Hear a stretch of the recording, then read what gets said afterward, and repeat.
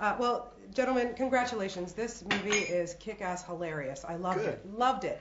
And I just want to know, I mean, how Sherlock savvy were the two of you before you started? How much did you have to dive into to prepare? I knew nothing.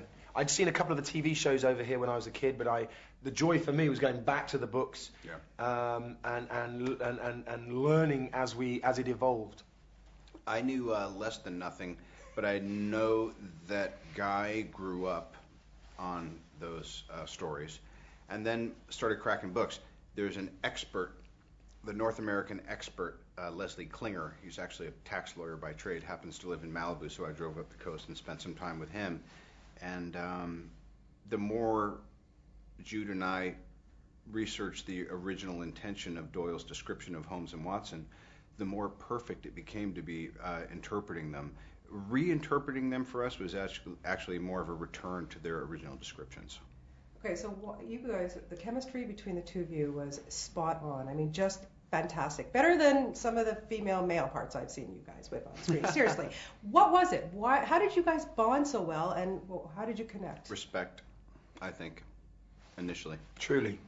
And also, just as, well, you know, as actors initially, it was clear we both loved this idea of these two opposing personalities having to live together, and the domestic nature of their relationship, which, you know, spirals also into situations where they're up against, you know, 14 hooded dudes with sticks, and yet they're more interested in bickering about whether they left the hob on or you know, are those my shoes, that kind of vibe. And that as actors just really turned us on. It's on the a movies personal we love level, to see. yeah, and on a personal level, you know, you can't work that equation out. It just happens, and you get on, and you have fun, and you support each other when the other's down, or feeling a little exhausted or whatever it is, and that's a beautiful thing, because that doesn't happen often. Well, why do Holmes and Watson, you know, complement each other? Because when I was watching your portrayal, I mean, he just was a spoiled little petulant child. I mean, he's going off to get married, and hello, your best friend is, you know, you're a little worried. Well, he gets put in a position where Mary Morstan, John Watson's fiance, asks Holmes to tell her something about herself. He tries not to, but he can't help himself, and when he does, although he gets it almost entirely right, he insults her. Now, it's not his fault she asked, but the truth be told is he has a ulterior motive, and that is to try to convince John that she's not right for him, and that the reason he hasn't found a suitable ring is because he can't imagine a life without me. Okay. Now, I think that doesn't make him a spoiled child. I think that makes him any person who's been in a lasting friendship that I've ever known. You kind of try to state your case as to why you need to stay my friend. Do you see these guys as modern or as superheroes in a way? Superheroes to me implies a different genre of movie, and this is an action adventure. But what it really is it's a literary national treasure of the UK and the world at large. So to me, it kind of transcends that. That's more of a modern idea to me, and I think this is more in the, you know. I think also what makes why the reason this duo and this particular legend has lasted so well is because there are human flaws to the both of them, and they both recognise that in each other and sort of support each other when the other lacks. But it's their humanity, it's their flaws and their frailties in a way that make their brilliance all the more extraordinary. Yeah, here's a basic thing. I set him up to believe that somebody is reading his fortune. In fact, I don't believe in that stuff. I'm just trying to prove a point.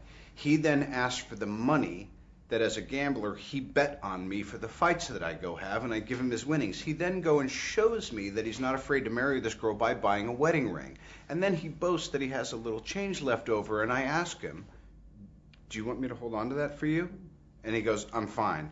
Then I go into a dangerous situation, and it's probably one of the most dramatic moments in the movie, even though it's just somewhere in the middle, where he goes, I can't leave him alone. So no matter what we're going through or what our foibles are, we realize we have to look after each other. And I think that's the basis for any lasting friendship. Truly. Absolutely.